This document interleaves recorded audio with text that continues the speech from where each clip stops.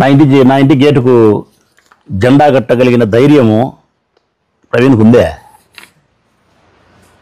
ఉత్తర ప్రగల్భాలు, ఉత్తర కుమారుని యొక్క ప్రగల్భాలు ఏ పార్టీయో ప్రవీణ్ యొక్క ప్రగల్భాలు కూడా ఆ పార్టీయే.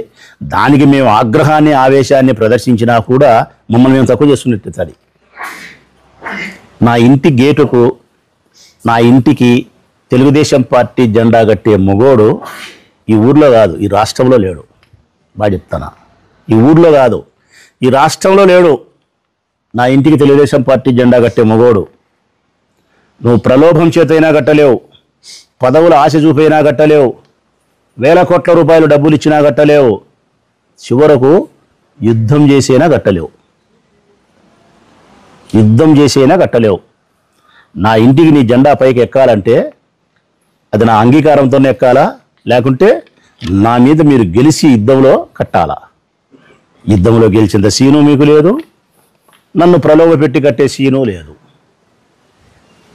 రాచమల్లు ప్రాణం ఉన్నంత వరకు, నా ప్రాణం పోయిన తర్వాత కూడా నా కొడుకు విష్ణువర్ధన్ రెడ్డి వాడు కూడా, మేము బ్రతికేదే వైఎస్ఆర్ కాంగ్రెస్ పార్టీ కార్యకర్తలను, నాయకులను, శ్రేయోభిలాషులను గర్వంగా తలెత్తుకొని నిలబడే దానికోసమే మేము పనిచేస్తాం.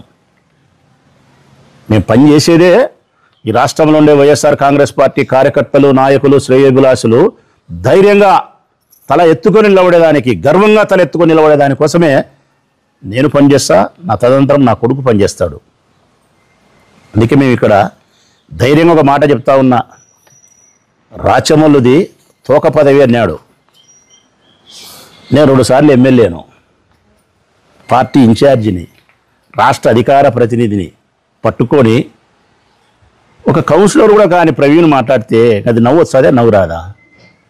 తెలుగుదేశం పార్టీ అధికారంలోకి వచ్చే సంవత్సరం అయితే ఒక పదవి కూడా నీకు ఇయ్యలేదు నీ ముఖానికి, నువ్వు నన్ను పట్టుకొని తోక పదవి అంటే నీకు తోక లేదు తొండం లేదు అనాల. నేను కనీసం నాకు తోకనుంది, నీకు తోక లేదు తొండం లేదు.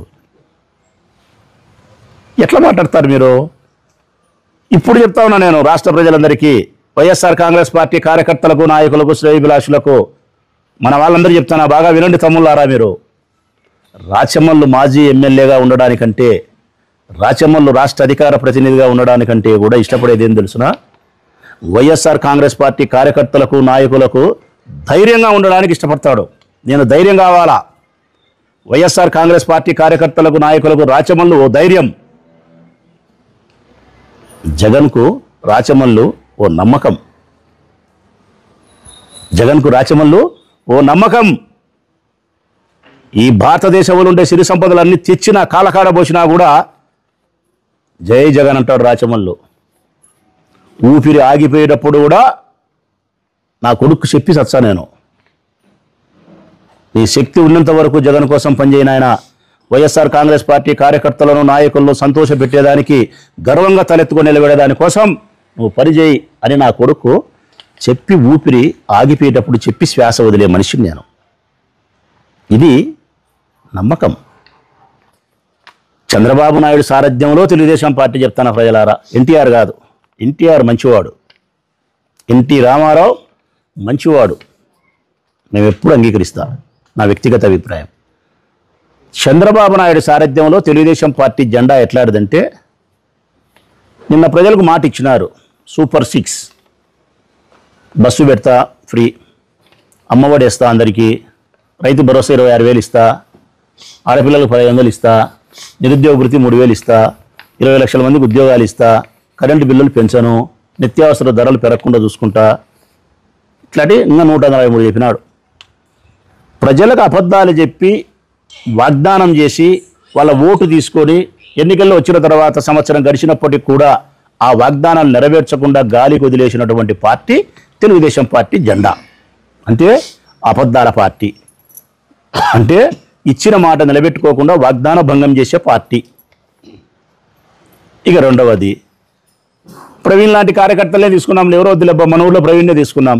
3 ఏళ్ల ముందు పిలిచి ప్రవీణ్ని భుజం తట్టి, యువకునివి, పోరాట యోధునివి, ఉక్కు ప్రవీణువు నువ్వు, ఉక్కు సంకల్పం కలిగిన వానివి నువ్వు, నీకే టికెట్టు, నీకే బొత్సు బొసారము అని చెప్పి శివాలయం నడిగడ్డలో, నేను ఆడ చచ్చిపోతే రక్తం అడుగులో నమ్మరన్నే చూడి నన్ను డ్రామా న్యాసవుడు ఆ నడిగొడ్డులోనే శివాలయం ఈశ్వరుని ఎదురుగా మీ లోకేష్ బాబు మీ చంద్రబాబు నాయుడు నీకు టికెట్ అని చెప్పినారు.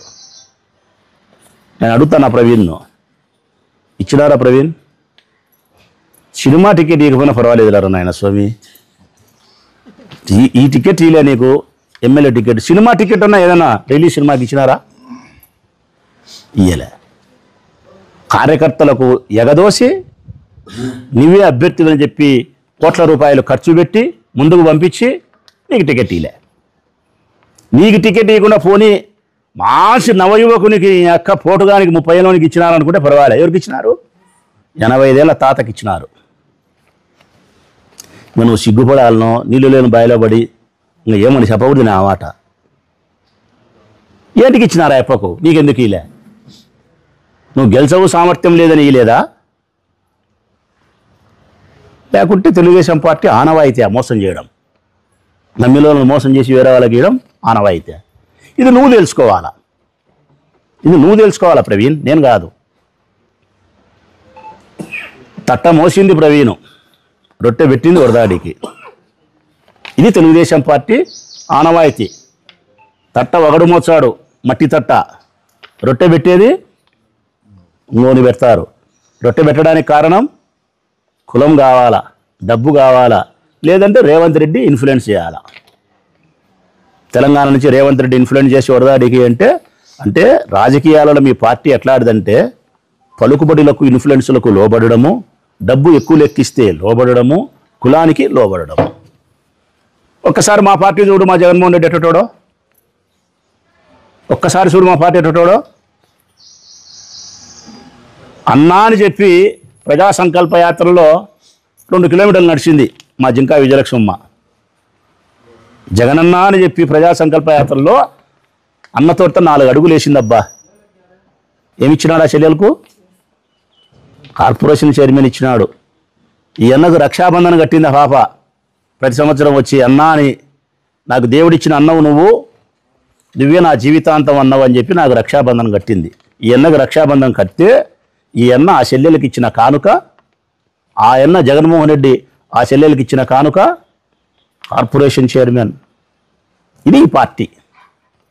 నా పక్కన వెళ్ళి మరొక చెల్లెలు భీమునపల్లి లక్ష్మీదేవమ్మ, సాధారణ పద్మశాలి కుటుంబ స్త్రీ. వాళ్ళ భర్త ఒక టైలర్. ఈరోజు ప్రొద్దుటూరు పట్టణానికి ప్రథమ పౌరురాలు, 5 సంవత్సరాలు సంపూర్ణంగా చైర్మన్ పదవిని అనుభవించినటువంటి చెల్లెలు. మరి ఈమెకి ఎందుకు ఇచ్చినారు పార్టీ? జగన్మోహన్ రెడ్డి పిలిచి ఈమెకి ఇమ్మని చెప్పినాడు. చేనేత కులస్తులలో ఒక ఆడబిడ్డకి ఇవ్వండి అని చెప్పినాడు. ఆడబిడ్డకని రూల్ ఏం లేదు ఇక్కడ, బీసీలు ఎవరైనా వచ్చినారు, ఆడబిడ్డకి ఇమ్మని చెప్పినాడు. రాజకీయాల్లో నిష్క్రమించే సందర్భంలో, జీవితాన్ని నిష్క్రమించే సందర్భంలో డాక్టర్ వి రమణారెడ్డి గారు మా పార్టీకి నిబద్ధతగా విశ్వాసంగా 2 మార్లు చేసినందుకు ఒక ఉత్తరం రాస్తే, మరణానికి 2-3 సంవత్సరాల ముందు ఆయన ఒక లెటర్ రాసినాడు జగన్కు. ఆ కుటుంబాన్ని గౌరవించి, వారు 2 సార్లు పార్టీకి చేసినటువంటి నిబద్ధతను గౌరవించి ఆప్కాప్ చైర్మన్ చేసినాడు.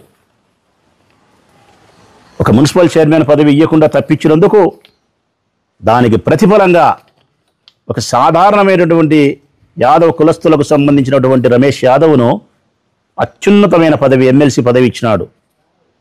అంతా బీదోళ్ళే, ఎవరూ లెక్కలేదు, అందరు బీసీలే.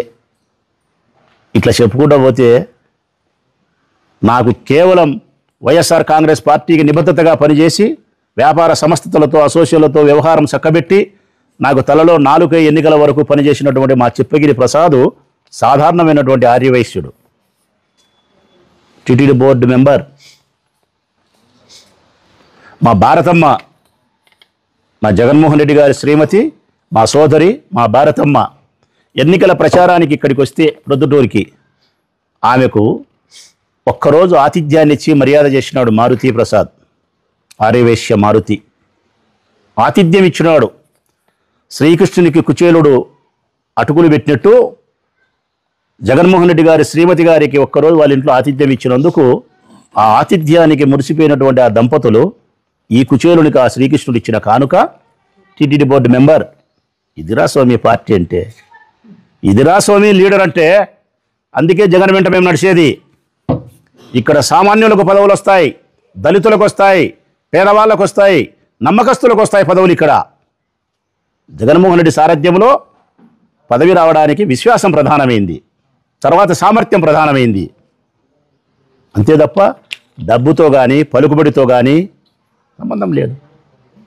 ఇవన్నీ మీరు అర్థం చేసుకోవాలా ప్రవీణ్. అర్థం చేసుకొని ఇప్పుడు వరకు నీకు జరిగిన అన్యాయానికి, నీకు వాళ్ళు చేసిన మోసానికి, నిన్ను పప్పులో కరేపాకు వదిలి వాడుకొని పక్కన వేసినందుకు, ఇప్పుడు ఒక చిన్న పదవి కూడా నీకు ఇయ్యనందుకు, నీ ప్లేసులో నేను ఉండింటే ఆ తెలుగుదేశం పార్టీ కార్యాలయంలో నా ఎడమకాలు చిట్కరి వేలు కూడా పెట్టాను నేనైతే. ఇంకా సిగ్గు లేక నువ్వు ఆ పార్టీ ముడ్డిన కమ్మడి తిరుగుతున్నావుగా మహానాడు అని చెప్పి నువ్వు ఇంకా మళ్ళీ మాట్లాడుతున్నావు నువ్వు.